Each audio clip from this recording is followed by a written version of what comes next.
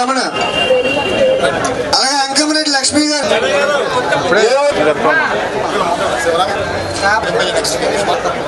చూడు బాబాయ్ మాగండి మాగండి చైతన్య సార్ మధ్య చైతన్య సార్ నాయకులు ప్రార్థిస్తున్నాం. బీజేపీ నేతలందరూ స్టేజ్ మీద కృష్ణ గారు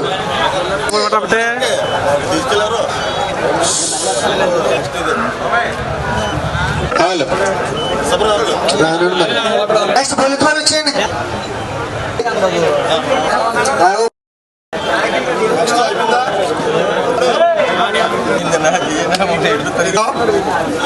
గారు రాజారావు గారు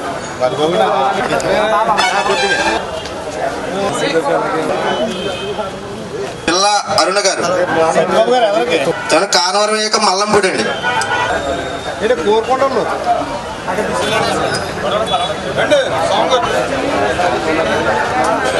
అలాగే నగరం యొక్క సంపద నగరం అండి.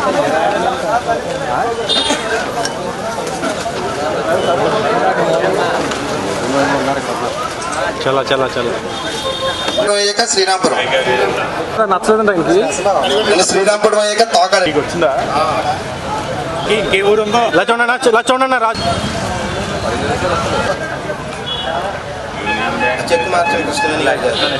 ఒకసారి ఎలా చూడండి.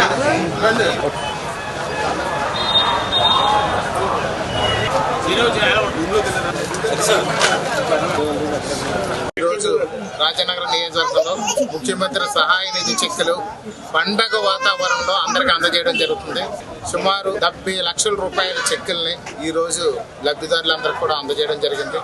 ఈ యొక్క గౌరవ ముఖ్యమంత్రి నారా చంద్రబాబు నాయుడు గారు, ఉప ముఖ్యమంత్రి వర్యులు కొణిదెల పవన్ కళ్యాణ్ గారు, నారా లోకేష్ బాబు గారు, అలాగే మన ప్రధానమంత్రి వర్యులు నరేంద్ర మోడీ గారి సహకారంతో అద్భుతమైన పాలన జరుగుతుంది.